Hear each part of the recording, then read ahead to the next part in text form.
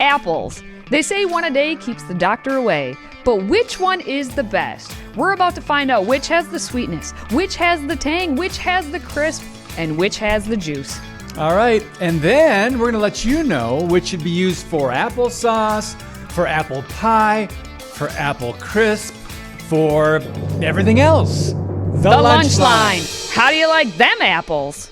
Every fall, as the leaves begin to turn and the weather turns a bit crisper, you may head over to an apple orchard. If you live in Wisconsin, you may see me there as I work at the Little Farmer located in Malone along the east side of Lake Winnebago. We have pies, muffins, cookies, caramel apples, apple cider, pumpkins, hay rides, a maze, animals, a playground, and a coffee house. But most importantly, we have the apple in all its glory, coming from more than 9,000 apple trees at the farm.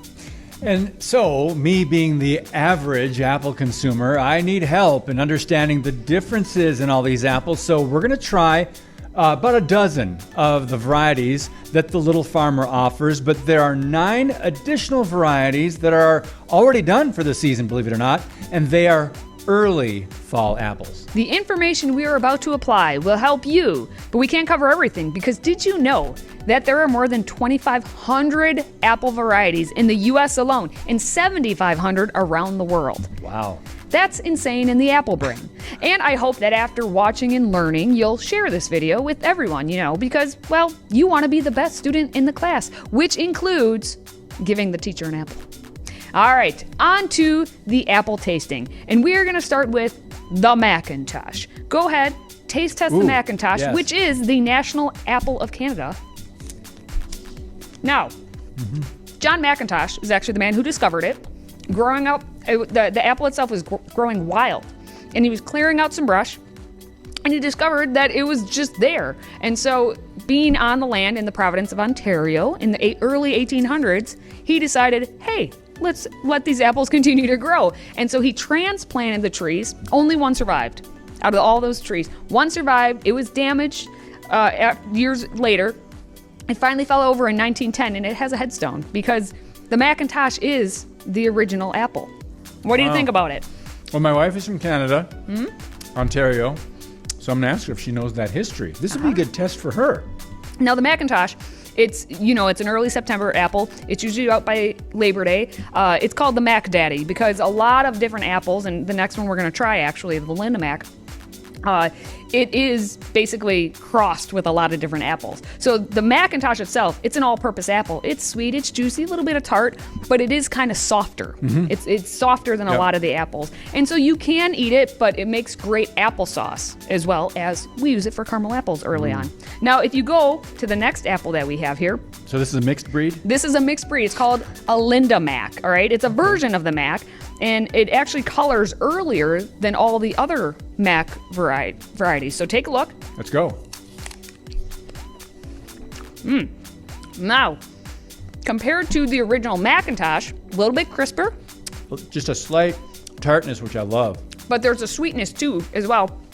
And it's a decent keeper. It's a little bit better of a keeper than the Macintosh itself. Wow. Although the Macintosh is decent as well, but this one will hold up a little bit better than the Macintosh will in a lot of your desserts, okay? Desserts. Which is all you, David. Now, if we keep moving down the line, the third apple that we're going to try is actually my favorite. My favorite for the middle of the year apple. It is the Ginger Gold. It is actually a cross that's with Golden Delicious. It was discovered in Virginia. All right, take a bite. As you can see, obviously, the number one difference is the coloring. It is yellow. It is not red. Not all apples are red, by the way. It's a great apple that is to eat or cook with. Now, usually earlier in the season, it's a lot crisper.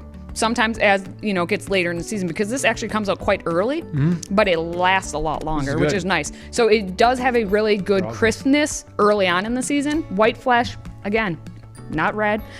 You can eat or cook with it. It's really great. But here we go. The Honey Crisp. All right. Everyone loves themselves a honey, right? Now, the Honey Crisp, I learned, was actually made It was made. It wasn't discovered. It was made at the University of Minnesota. Oh, I know. Manufactured. But it was a cross between, I think it's called the Macoun and the Honeycold, but that's what the patent said. But actually, it was found out later that the Duchess of Oldenburg, which is an Australian apple, and a cross between that and the Golden Delicious. So take a bite. Everyone loves their Honeycrisp. Crisp is right. Here's why they love it. The texture you get from the Honeycrisp is on purpose, right? So it feels like it's popping, right? You feel like, Yeah. it's juicier, it's crunchier, and because it's actually bred with bigger cells, so that when you do take that bite into it, they kind of pop. So you get that juice that just comes out. Wow. It is much crunchier, and it is very sweet. So it's a good honey. That's what they say. But is this the apple pie apple? This is an apple pie apple. It is an apple pie apple. Okay. It's also, because of its crispness, it's a great baking apple. You definitely use Honeycrisp for baking your pies. You can use it with your apple crisp as well. We use it with our sauce. Because it's sweet. So you can definitely mush it down and make it into that sauce or leave it a little chunky because it is a crisper apple. And it's excellent storage, right? So you're talking 6 months, 7 months that you could store it. If you store it properly, it'll last you, all right? The Honeycrisp itself also was selected in top 25 innovations in over a decade in the 2006 Better World Report. And it is the official state fruit of Minnesota. No wonder everyone goes gaga for it, right? It does cost a little bit more money. But what doesn't? So a lot of people say, I don't care, take my money. I love this apple, okay? The next apple we're going to try is actually the Cortland, all right? The parents of the Cortland are the McIntosh and the Ben Davis, right? And again, we're talking about inventions. This one was sort of invented because they were, most of the apple breeds aren't original. Like they have parents, they come together and make the new apple. And so this was at Cornell's Agricultural Experiment Station in 1898. They're mostly produced like in New York, but up in the northern regions as well in the United States. That's why we have it here in Wisconsin. You take a bite, see what you think of it. But what should happen is you should say that it's a snappy, crispy, maybe tangy apple. Yep, a little tartness, which I love it. Right? What's beautiful about the Crispy, Cortland? Yep. juicy. All the good things. What's so nice about the Cortland, unlike some of the others that we've tried so far, is it is a white flesh, and that white flesh stays white way longer than most of the other apples because the oxidation process doesn't affect it as much. So if you want to have salads and you like a nice little crisp on there, Cortlands are perfect for putting on a salad. Or if you want to, especially around Apple Halloween cranberry time. walnut chicken salad. Yeah, you want to do that? Or you want to just do the dessert plate that has your apples on it and you don't want it to look all mushy and gross after just a little bit. The Cortland's a good option. It also stays very firm. It's indicated if you're looking in the store from having these red and yellow streaks along the sides of it. That helps you to indicate it. It's also, again, a little bit sweeter than the Mac, which, as we know, is the parent. Now, we're going to go on to the one we know. You know it. You've known it since you were a child. It's the Gala Gala Gala, however you want to pronounce it. Okay. It's the most widely grown apple. It has surpassed, actually, the Red Delicious, which we'll try later, but it's in every grocery store. You get Gala Gala Galas everywhere, and it's a good apple because of its size. It's a good apple to give to a kid. Like, here you go, child. It's your size. Take a look, see what you think of it. I've had those before. Yep. Softer. More sweet. Yeah. They like to call it mild. And that's what Mild. I think mild is a good word to describe the Gala Gala Gala, however you want to say it. Its origin is actually New Zealand, which is pretty fascinating. And studies done have shown that eating 3 Gala Gala Galas a day can help with obesity-associated inflammation, right? So things that your heart disease. Now, this was a small study, so whether you take that for, what it's worth, I guess, but obviously we know that the antioxidants, all the nutrition of apples is pretty amazing. Number 1, it's fat-free, so get yourself an apple. An average-sized apple is about 80 calories. Great snack, and it'll help you. But wait, we have 6 more apples to try. All right, moving on. Then we have the Golden Delicious over by David. It was actually first discovered in West Virginia, and it is now the West Virginia state fruit. It's yellow, as you can see. So again, another example, apples don't have to be red, okay? So let's take a look, see how you think the Golden Delicious tastes. Are we tastes. eating? Awesome.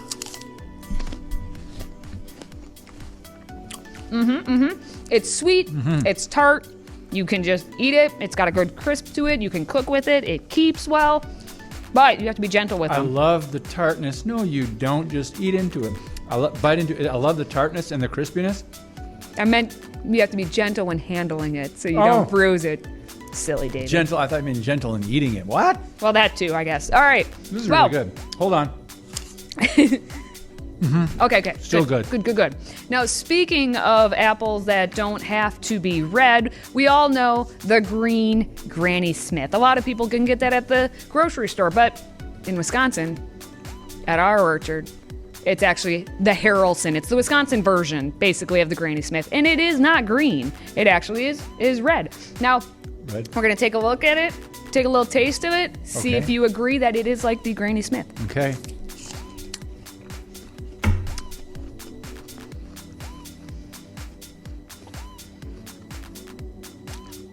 If it took us this long to figure that out, I don't think it's right away you get that Granny Smith comparison. But it's tart, it's sweet. It did actually come from Minnesota originally, and it's also a good one because a good one for pies because it has a firmness to it. All right, it's a good one, but the first apple was a little bit more tart. Oh, okay. There you go. Some people like sweet. I like tart. You are Sweet tart. Sweet You tart. probably like a sweet one. I like the tart. I do. I like it. This is true. Now, the farm did have a new to the farm apple called the Blondie. It first came to the farm in 2019. It's basically like no other apple that you will at least get at the Little Farmer, maybe anywhere, right? It's basically a mutation of the Gala Gala Gala apples. It's from Ohio. Take a look. Taste it. It looks like it could be like a apple potato. There you go. All right, take a taste. All right. See what you think of it. Sweet. Sweet is his response. Yeah. The Blondie. It's smooth. There's something smooth about it. It's sweet, but there's just a smoothness in the eating of it. It's also kind of nuanced with various flavors, right? There's almost like honey, melons, or different spices to it when you have kind of the taste in the back. Again, it's like no other apple, so I recommend people trying out the various apples And that if you we use have your wherever you are. imagination, you can taste like a little hint of pumpkin spice in there too. No, you cannot. Now, going from the Blondie, which I think has a lot of flavor, it's very nuanced, to, I'm going to admit it right now, what I think is the worst apple, just overall. Red Delicious. The worst? The worst apple called the Red Delicious is not delicious. It's the apple that you got in the grocery store growing up, because basically when I grew up, there were 3 apple choices, and Red Delicious was one. And as I said, the Gala Gala Gala actually overtook the Red Delicious for 50 years. The Red Delicious was the most widely grown apple. Now you try it. The red? You see if you like it. I know that I'm just not as big of a fan. I do like our version better than what you get in the store.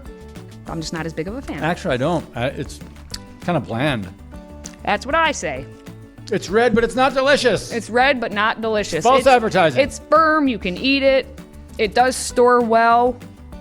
You can't do much else with it. You're trying to say some nice things about it. I'm trying to so that say it doesn't some feel nice bad. thing. We have many varieties. Red Delicious. Yeah, it's still, kids will still eat it. All right, the next apple we have is actually the Empire apple. And again, which is fascinating to me, this is a mix between Macintosh and Red Delicious, and I love the Empire, even though it has Red Delicious in it. Must be the Macintosh. It's kind of like the Cortland, where it was invented at Cornell's Agricultural Experiment Station again. But the Empire, it's got a deep, dark red skin to it, and it's quite nice, I think.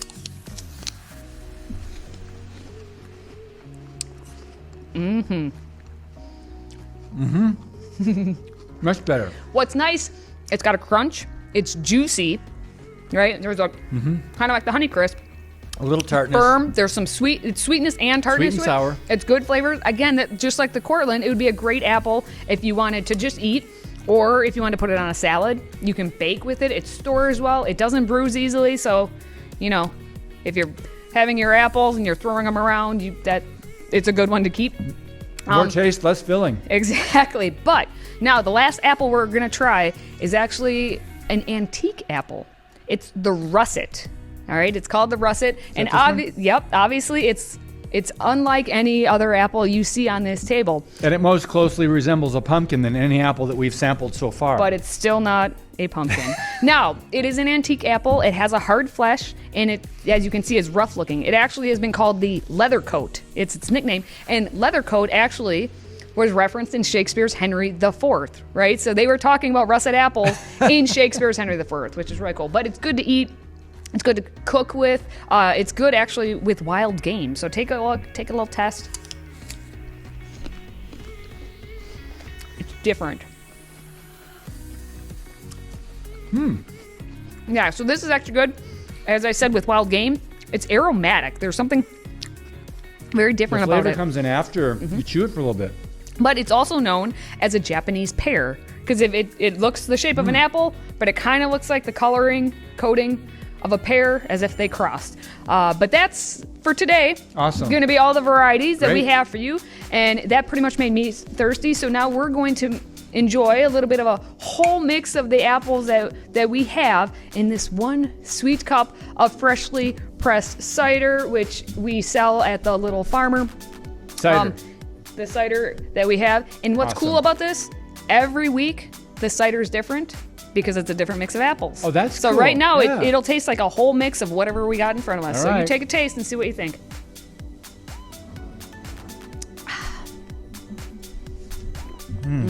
Love apple cider. So this is a mixture of all these?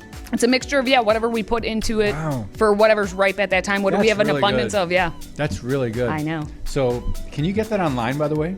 You can go to mytlf.com to take a look at it. You can't order the cider. You're going to have to come because basically we're going to sell out before we would be able to ship it to you. But it does point. freeze well, which is also pretty awesome. Now, before we go, we're going to review which apples are best for your cooking and baking needs, okay? So if you're looking to make applesauce, I say go with some Macintosh, maybe a little Linda Mac. The Macintosh will do the mush for you when you cook it. Add a couple honeys if you want a little extra crunch in there, or you could do all honeys and have that applesauce be, crunchy. If you're looking to do an apple crisp, you're gonna want obviously apples that have a crisp and then maintain their crisp. So Honey Crisp, Cortland, maybe mix in a few Ginger Golds. Hey, why not throw a couple Empires in there? It's all good. Apple pie now, just like we do at the farm, it's a mix. All right, but we do want apples that actually will keep their shape as well. Keep that form. So again, Honey Crisp, if you want to make a whole apple pie, Honey Crisp, I know a lot of people do it. Do Cortlands just because Cortlands tend to grow up bigger, so it's less peeling for you. Less peeling is always good. Add a little Harrelson for some tartness, maybe some Empires, do an overall mix. And if you're early in the season, we have an apple called the Duchess. She's the queen of the pie. She's got her tartness. But I will say, do not use the Gala Gala Gala, except if you want saucing for it, and Red Delicious, because... All right, so commonly when you go to an apple orchard, and especially at Little Farmer, we have the common two sizes of apples that we have for our pre-picked apples. You can get a half peck of apples, which is roughly 5 pounds of apples, or you can get a bigger bag that has a full peck of apples, which again is about 10 pounds or 10 and a half. So you get 2 pecks, that equals a half bushel. You get 4 pecks, that equals a bushel of apples that we're used to seeing.